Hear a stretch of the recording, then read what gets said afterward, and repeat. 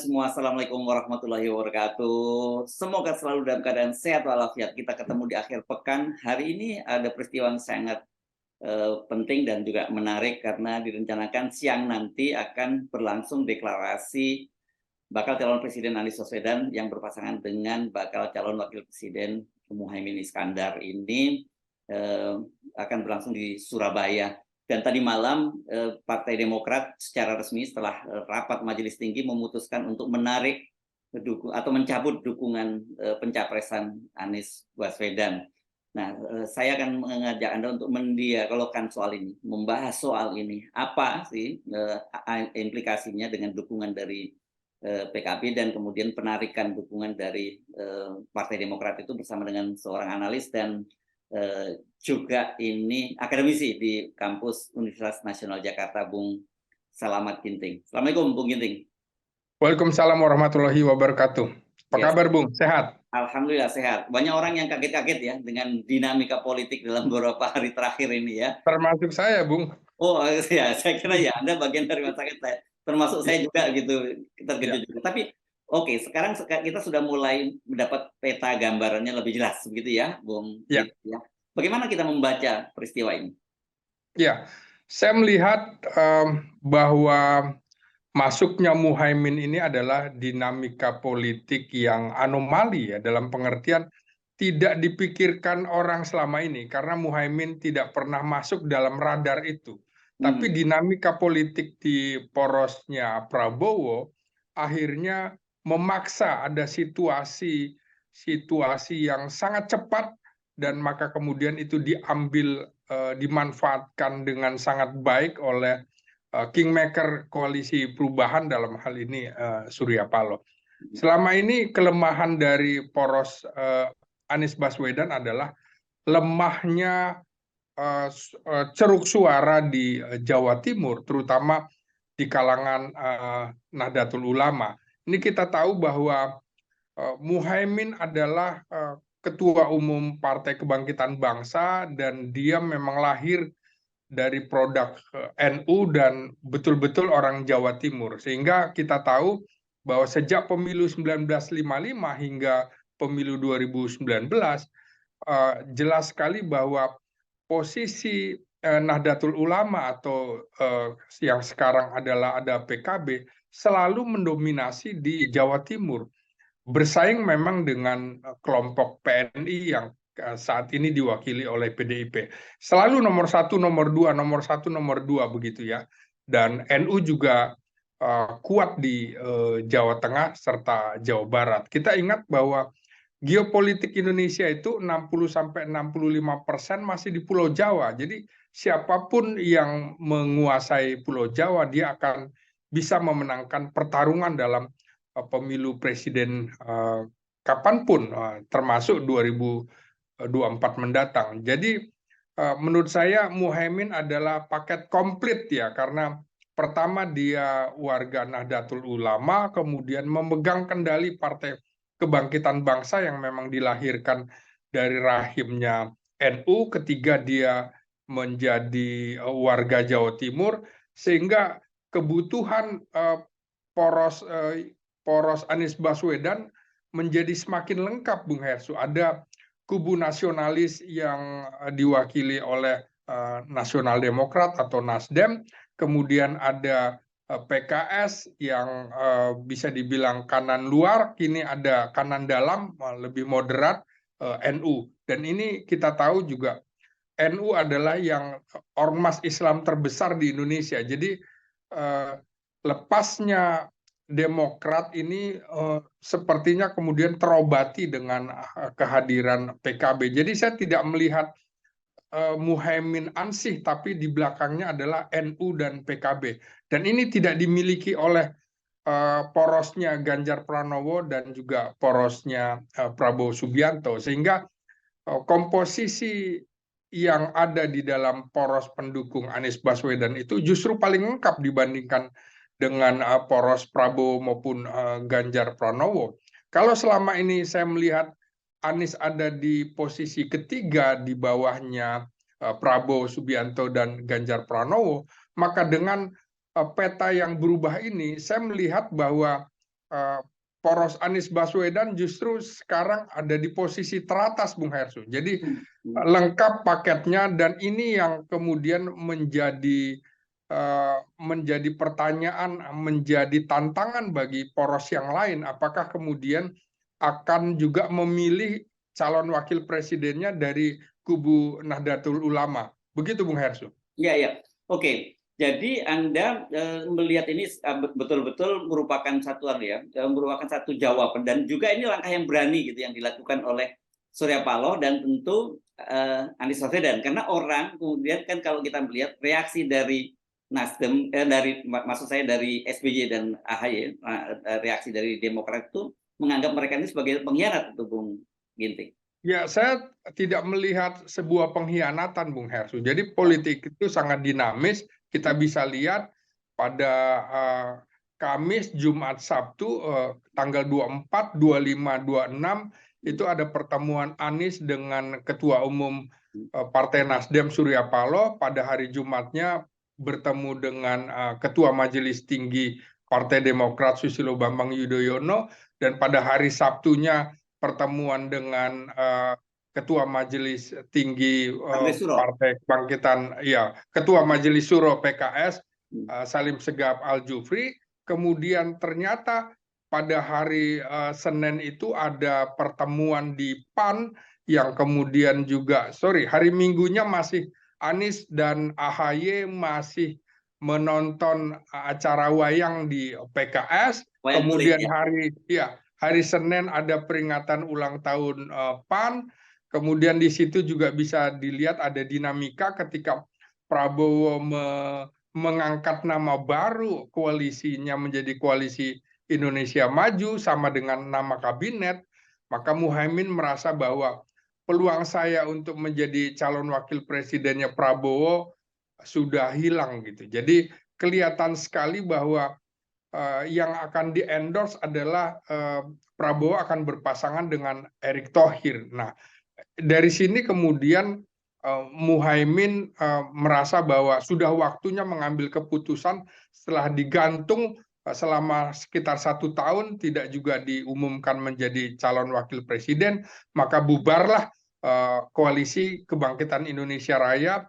Bersamaan dengan itu juga, maka ketika Muhaimin bergabung dengan poros yang mendukung Anies Baswedan, maka begitu Demokrat keluar, maka poros atau koalisi perubahan juga bubar. Jadi ini sesungguhnya 3 koalisi sudah bubar, Bung Hersu. Koalisi Indonesia KIB, ya, Koalisi Indonesia Bersatu, di mana ketika P3 itu hengkang lari ke PDIP, maka itu bubar. Begitu juga KKIR dan juga KPP, Koalisi Perubahan dan Persatuan. Maka kemudian kita tahu ini bukan sebuah pengkhianatan, tapi ini sebuah dinamika yang harus dipahami. Karena selama ini ketika pasangan Anies dengan AHY, maka publik juga atau analis politik juga melihat bahwa ini sebuah kelemahan. Karena itu tidak bisa ditutupi oleh AHY. Kita tahu bahwa elektabilitas AHY dibandingkan dengan Muhaimin Iskandar, khusus di Jawa Timur, Muhaimin lebih tinggi, Bung. Memang kalau secara nasional AHY merata, tapi yang dibutuhkan oleh Anies adalah bagaimana ceruk di Jawa Timur itu bisa dikuasai. Maka dengan hadirnya Muhaimin dengan background NU, maka dia akan bisa mendapatkan ceruk itu di Jawa Timur, Jawa Tengah, dan juga Jawa Barat. Kita tahu di Cirebon ada mantan ketua PBNU, Sail Agil Sirat, yang juga cukup kuat. Ini akan membantu, dan kita tahu bahwa pertarungan di Jawa Barat ini lebih pada pertarungan antara kubu Anies dengan kubu Prabowo Subianto, tapi dengan masuknya PKB, saya kira juga Anies akan lebih unggul. PKS juga sudah menguasai, bisa dibilang Anies cukup kuat di DKI, juga kemudian ada PKS yang membackup di Jakarta, di Banten, dan Jawa Barat. Maka 3 provinsi ini kemungkinan akan dimenangkan oleh Anies Baswedan. Dan juga kita lihat kalau di Jawa Tengah memang pertarungan sudah bisa diperkirakan kubu merah dalam hal ini Ganjar kemungkinan akan memenangkan pertarungan di Jawa Tengah, tapi tentu tidak bisa juga telak karena kita tahu pada Pilgub sebelumnya Ya. Ganjar bertarung dengan Sudirman Said juga perbedaan hanya 7%. Artinya bahwa Ganjar juga mitos selama ini Jawa Tengah dikuasai merah akan dibuktikan juga bahwa apakah pada 2024 ini akan seperti itu juga, karena ada suara NU yang menurut saya akan lari ke kubu Ganjar, karena inilah baru pertama kalinya setelah era Presiden Abdurrahman Wahid, PKB atau NU, PKB maksud saya, ada wakil untuk ikut dalam pemilihan presiden. Begitu Bung Hersu. Ya, oke. Jadi Anda tadi menyebut DKI, Banten, Jawa Barat itu jadi daerah yang juga akan tetap dikuasai oleh Anies Baswedan gitu ya sekarang. Dan selama ini kelemahan dia kan, kalau kita ngomong Jawa ini kan sebenarnya kita lihatnya pertarungan di 3 provinsi besar ya. Jawa Barat dengan pemilih terbesar, kemudian Jawa Timur nomor 2 terbesar, dan Jawa Tengah nomor 3 terbesar begitu ya.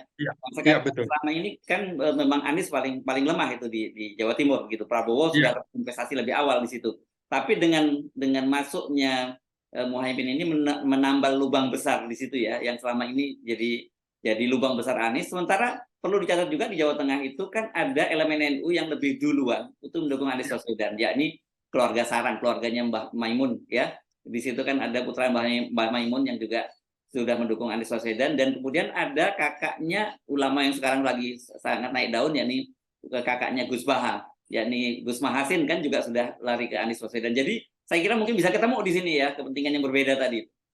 Persis, jadi ketika kunjungan Anies Baswedan kemarin ke Jombang, mengunjungi juga makam-makam tokoh-tokoh NU dan juga menghadap bertemu dengan ibundanya Muhaimin Iskandar, menurut saya juga ini sebuah pertanda waktu itu bahwa ini akan ada pergolakan politik atau dinamika politik yang di luar dugaan, dan ternyata betul bahwa PKB kemudian mengambil keputusan akan bergabung dengan koalisi perubahan dan persatuan. Dan ini menurut saya perjuangan yang dilakukan oleh Surya Paloh ini masuk akal, dalam pengertian kita tahu Surya Paloh yang duluan ketika menyokong Ahok waktu itu, kemudian Surya Paloh juga yang pertama kali mendeklarasikan Jokowi.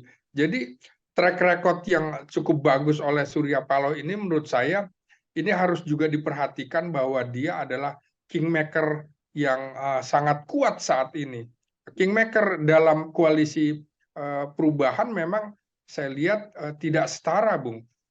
Sahamnya Surya Paloh memang lebih tinggi, dalam pengertian dia yang berani ngambil keputusan dan risiko untuk keluar dari koalisi pendukung Jokowi, pemerintahan Jokowi, kemudian juga mendeklarasikan Anies di saat ada desas-desus Anies akan ditersangkakan dan segala macam, dan juga dia membiayai deklarasi dan lain-lain. Dia sahamnya lebih tinggi. Kemudian kita tahu Demokrat adalah partai yang terakhir mendukung Anies Baswedan dalam deklarasi.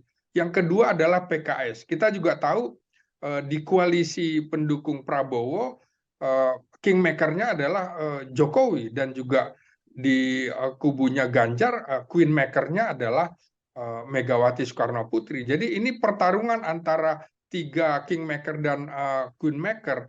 Nah, selama ini kita tahu bahwa yang pertama mendeklarasikan capres adalah Surya Paloh, dalam hal ini menggelorakan Anies, dan sekarang juga Surya Paloh lagi-lagi yang pertama mendeklarasikan wakil presiden. Jadi ini bukan main-main. Saya kira Surya Paloh tidak akan mengorbankan Anies begitu saja, karena dia sudah berjuang maksimal ketika kemudian 16 Juli apel siaga Nasdem itu juga mengatakan bahwa dia tidak akan mundur untuk mendukung Anies. Ini yang harus dipahami di grassroots yang barangkali kecewa dengan adanya konflik yang luar biasa antara Nasdem dengan Demokrat. Menurut saya biasa saja hal ini dalam sebuah situasi politik, tidak usah kemudian diangkat sebagai baper. Sayang kalau kemudian Demokrat keluar dari koalisi perubahan. Saya pikir ini mungkin akan diperhitungkan kembali oleh Demokrat menurut saya, apakah kemudian akan betul-betul hengkang atau tidak, karena posisi Anies adalah simbol perubahan. Kalau memang Demokrat itu ingin perubahan, ya simbolnya hanya ada pada Anies, bukan keberlanjutan ada pada Prabowo maupun Ganjar Pranowo. Dan saya lihat juga Bung Hersu, dalam sejumlah survei, publik juga tidak ingin mutlak pada kubu perubahan saja dan kubu keberlanjutan, tapi adalah kombinasi antara keduanya. Jadi tidak mungkin keberlanjutan tanpa perubahan atau perubahan tanpa keberlanjutan. Maka dengan masuknya Muhaimin ini adalah kombinasi moderat, dan itu sudah didapatkan oleh koalisi yang mendukung Anies Baswedan. Begitu Bung Hersu. Nah, ini menarik nih analisis Anda ya, karena banyak orang yang kemudian mencurigai ini ada semacam skenario atau ada kong kali kong lah antara Surya Paloh dengan Jokowi itu untuk menjebak Anies Baswedan dengan menempatkan Muhaimin. Apalagi kemudian kan kita tahu kemarin pada waktu ribut-ribut itu hari Kamis ya, itu Surya Paloh bertemu juga dengan Pak Jokowi di istana gitu. Ya, saya kira kedatangan Surya Paloh yang bertemu Jokowi itu ingin mengabarkan. Ini kan seperti pertemuan sebelumnya ketika Presiden Jokowi menanyakan siapa sih calon wakilnya Anies Baswedan begitu. Ya, Surya Paloh menjawab begitu.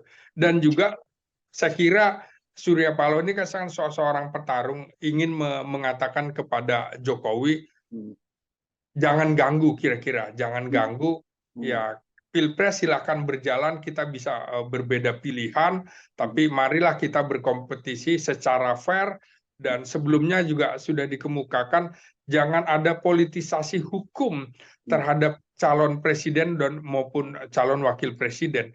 Ini juga yang harus diingat ketika Jokowi akan maju dalam Pilpres 2014.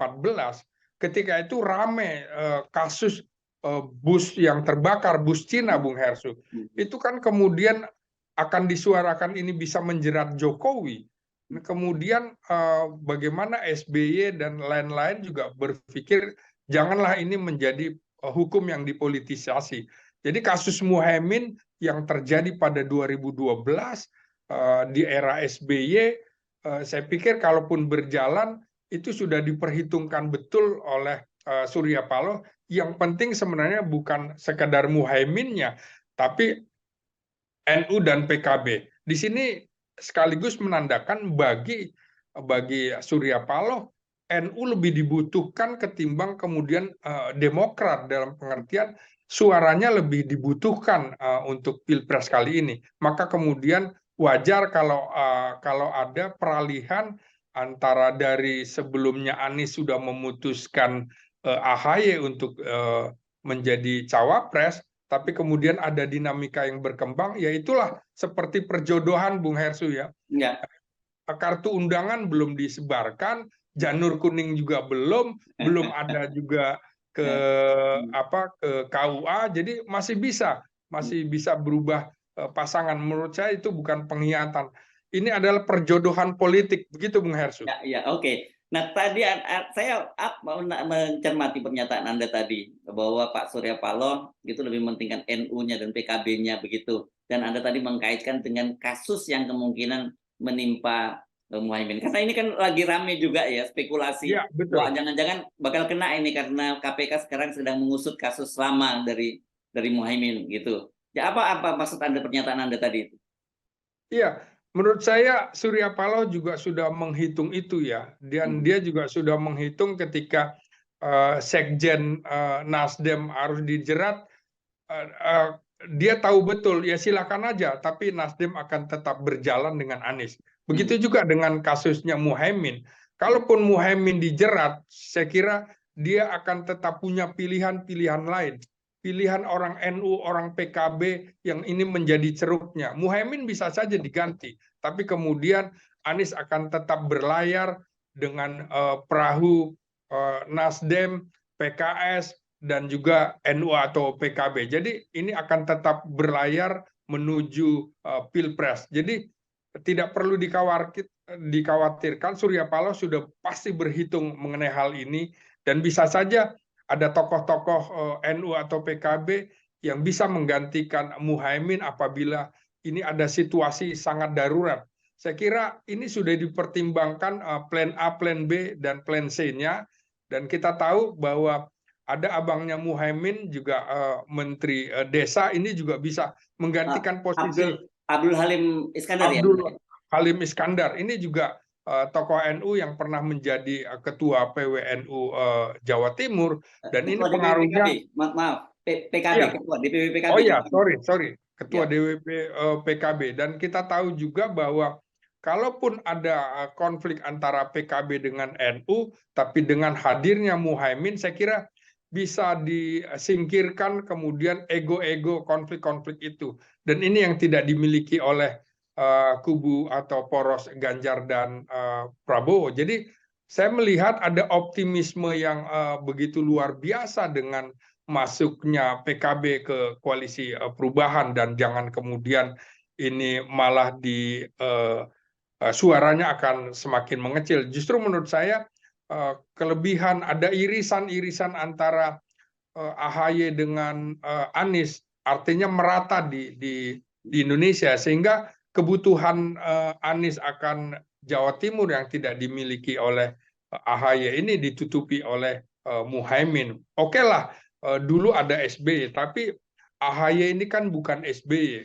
Ya. Di Pacitan memang kuat, di Mataraman SBY juga cukup kuat, tapi sekarang yang tampil adalah bukan SBY tapi AHY. Maka ini bisa disubstitusi oleh kehadiran Muhaimin Iskandar. Begitu Bung Hers. Ya.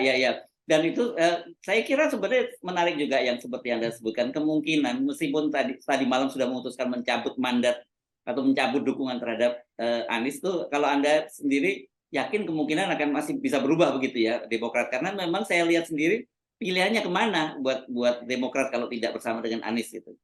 Ya, saya kira masih bisa berubah. Kita bisa lihat, kalaupun Demokrat akan ke kubu pendukung Prabowo Subianto, maka kita bisa lihat kingmaker Prabowo Subianto adalah Jokowi. Yes. Meluka mendalam SBY masih belum sembuh menurut saya, dalam kasus di mana Muldoko coba mengambil alih Demokrat. Di belakangnya tentu orang berpikir adalah istana, dalam hal ini adalah Presiden Jokowi. Nah, memang ada hubungan yang tidak bagus antara SBY dengan Megawati. Ini dampak dari pertarungan Pilpres 2004 dan 2009. Maka kemudian pelan-pelan ini kan luka ini sudah coba diobati dengan kehadiran pertemuan Puan dengan AHY, maka sangat logis kalaupun akan berlabuh ke koalisi mana, lebih ke Ganjar menurut saya, Bung, daripada ke Prabowo Subianto. Itu ada hitung-hitungan, kemudian apalagi di koalisi Ganjar ini hanya ada 2 partai parlemen, PDI dan P3, maka Demokrat akan bisa mengisi, sehingga komposisinya semua adalah masing-masing poros ada 3 partai politik. Nah, ini juga menurut saya kalau SBY memang bicara soal harga diri, maka akan bisa pindah. Tapi kalau bicara kembali lagi ke poros perubahan, keinginan perubahan, bukan keberlanjutan program-program Jokowi, menurut saya juga lebih baik atau kemungkinannya akan balik lagi ke poros perubahan.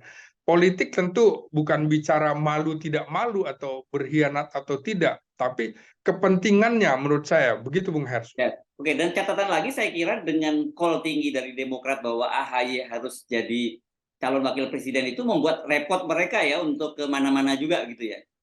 Ya, saya kira kelemahan AHY tidak pernah duduk di pemerintahan atau di kenegaraan, hanya sampai jabatan letnan kolonel, dalam hal ini komandan batalion. Ini kelemahan AHY kalau mau masuk di kubu yang manapun, kita bisa lihat kalau harus masuk ke kubu Prabowo misalnya, dia tidak bisa juga meminta call Wapres, nggak bisa. Begitu juga di koalisinya Ganjar Pranowo, karena yang menentukan adalah Megawati. Jadi kemungkinan tipis sekali AHY akan mendapatkan tempat posisi cawapres di dua poros itu.